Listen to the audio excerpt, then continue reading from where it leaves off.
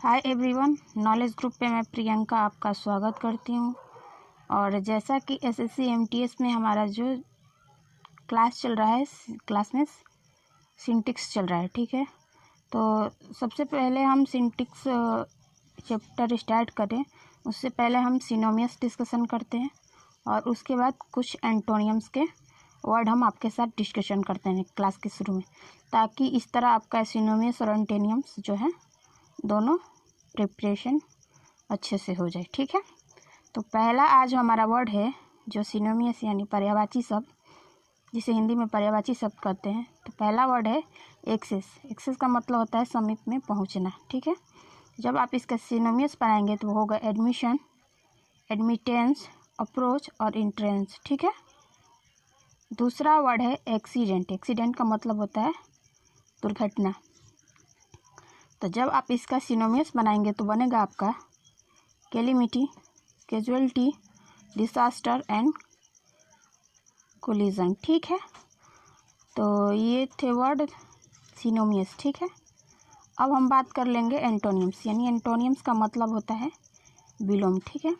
तो इसमें कुछ वर्ड है जिसका हम आपके साथ डिस्कशन करेंगे, ठीक है।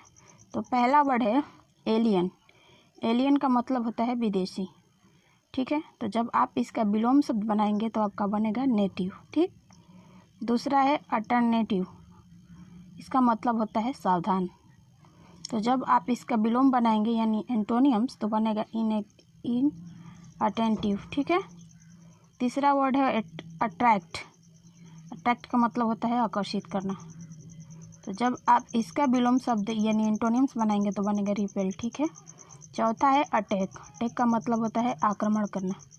तो इसका एंटोनियम्स होगा आपका डिफेंड, ठीक। पांचवा है एडवर्सिटी यानी विपत्ति। तो जब आप इसका एंटोनियम्स बनाएंगे तो आपका बनेगा प्रोस्पर्टी, ठीक है। तो ये थे कुछ वर्ड जिसका हम डिस्कशन किए क्लास शुरू करने से पहले। अगर आपको मेरी ये जो भी चीज़ें या मटेरियल्स मैं आपको प्रोवाइड कर रही हूँ अगर आपको अच्छा लग रहा है तो सबसे पहले आप हमारे चैनल को सब्सक्राइब कीजिएगा, लाइक कीजिएगा, शेयर और कमेंट भी कीजिएगा कि आपको ये क्लास कैसे लगी, ठीक है। तो चलिए आइए बात कर लेते हैं। सबसे पहले हम अब क्लास स्टार्ट करते हैं। तो क्लास में हमारा क्या है, सिंटेक्स है। तो आइए सिंटेक्स में कुछ रूल थे जिसका हम आपके साथ डिस्कशन किए हैं। आज आपका अगला रूल है, तो आइए देखते हैं कि सिंटेक्स में आपका अगला रूल क्या कहता है, ठीक है। तो आइए हम बात कर लेते हैं सिंटेक्स। तो सिंटेक्स में हमने रूल में जो डिस्कशन किए थे कि अगर आपका more than plural noun plus than plus one है तो हमारा सेंटेंस जो बनेगा प्लूरल वर्ब बनेगा, या मोर देन प्लस 2 3 या प्लूरल नाउन है तो प्लूरल वर्ब में बनेगा। और तीसरा है मोर देन वन या सिंगुलर नाउन है तो सिंगुलर नाउन बनेगा, ठीक है। जैसे एग्जांपल है कि मोर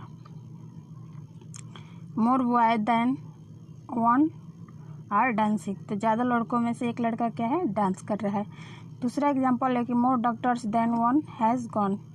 तो सारे डॉक्टरों में से एक डॉक्टर क्या है, घर जा रहा है, ठीक है, मतलब जा रहा है। अगला एग्जांपल है कि more than 2 boys have played. देखो इसमें क्या है कि बहुत ज़्यादा लड़कों में से 2 लड़के क्या कर रहे हैं, खेल रहे हैं, ठीक है।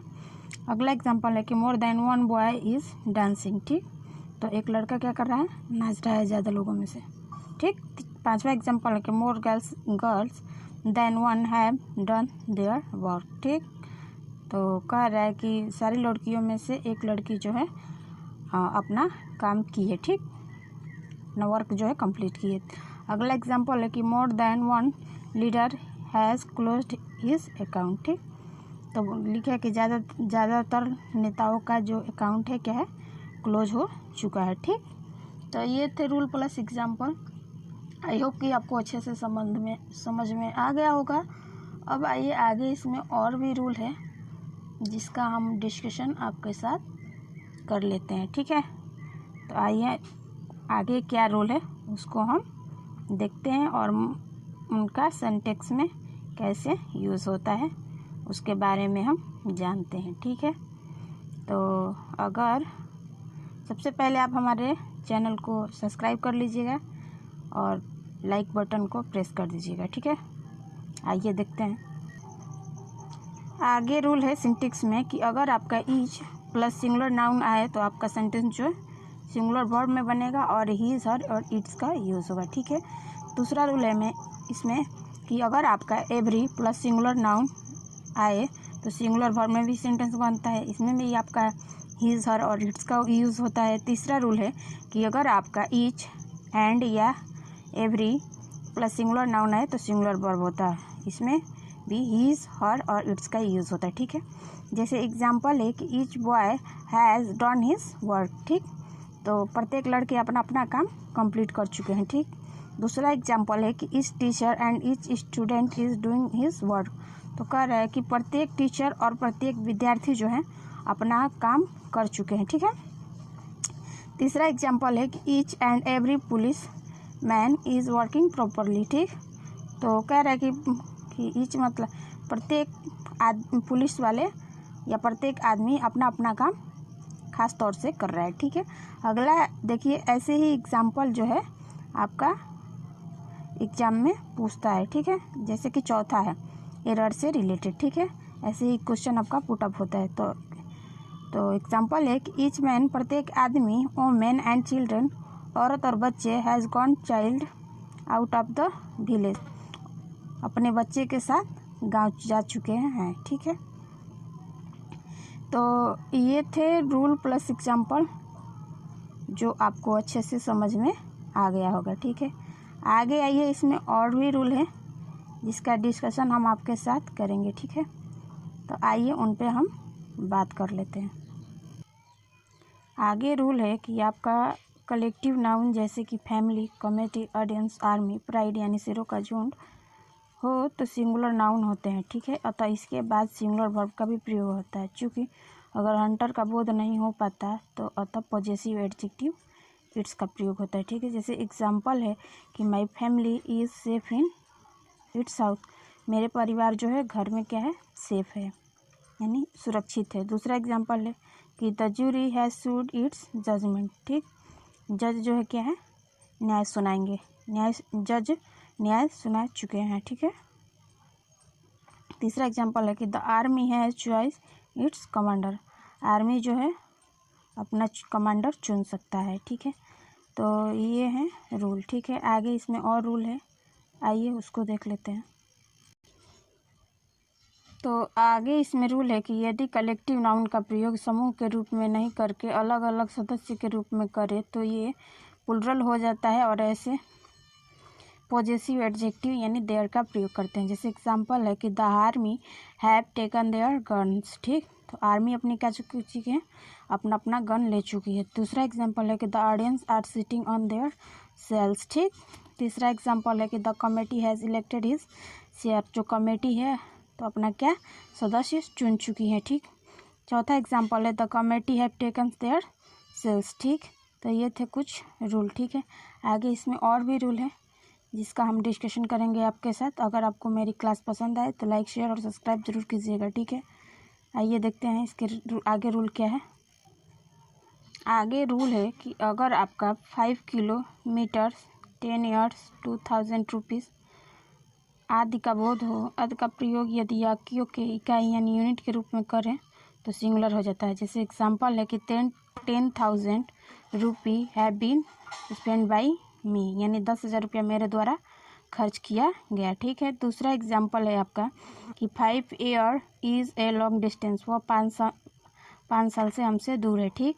तीसरा एग्जांपल है कि 10,000 रुपी इज़ लार्ज अमाउंट, तो इसका अर्थ होगा कि 10,000 रुपया ज़्यादा अमाउंट होता है यानी, ठीक। आगे रूल है कि अगर पेयर वर्ड जो है हमेशा सिंगुलर माने जाते हैं, जैसे drinking and driving, bread and butter, ठीक। इसमें और कुछ एग्जांपल है जिसका हम डिस्कशन करेंगे, तो आइए उसको भी देखते हैं। आगे एग्जांपल है कि स्लो एंड स्टडी, ठीक। इसमें कुछ और है, जैसे राइस एंड करी का बनता है पेयर, हम्बर एंड स्किल का बनता है, लॉन्ग एंड शॉर्ट का, थ्रस्ट एंड हॉनेस्टली का बनता है। आगे एग्जांपल है कि drinking and driving are a punishable offence, अगर आप गाड़ी चलाते समय शराब पीते हैं तो आपको क्या होगा, सजा मिलेगी। दूसरा एग्जांपल है कि slow and steady wins the race, धीरे धीरे क्या किया जाता है, धीरे चलने से क्या होता है, रेस को जीता जा सकता है। अगला है राइस एंड करी इज़ माई फेवरेट, चावल और करी क्या है, मेरा फेवरेट है बहुत, ठीक।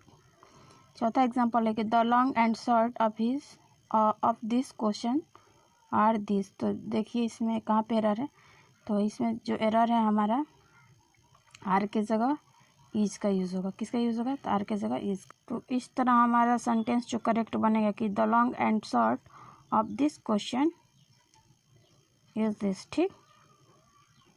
तो ये थे कुछ एग्जाम्पल और इसमें रूल है, आइए इसको भी देख लेते हैं कि वो भी नियम क्या कहता है सिंटेक्स से। तो इसमें रूल है कि अगर किताबों का नाम जिसमें एस लगे हो उसे भी सिंगुलर कहते हैं, ठीक है। जैसे एग्जांपल है कि the lines of east in is an interesting book, ठीक।